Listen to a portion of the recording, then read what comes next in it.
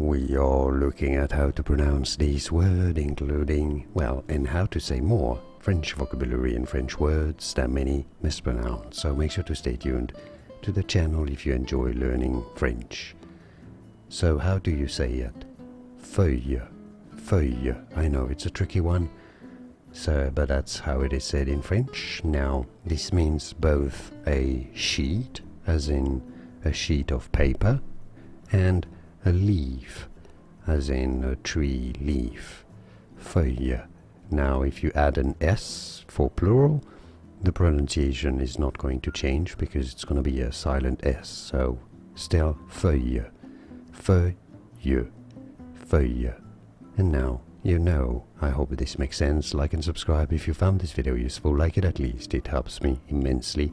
Thanks for your support. And more videos for you here to learn more French vocabulary and names that many get wrong. I'll see you there to learn more. Thanks for watching.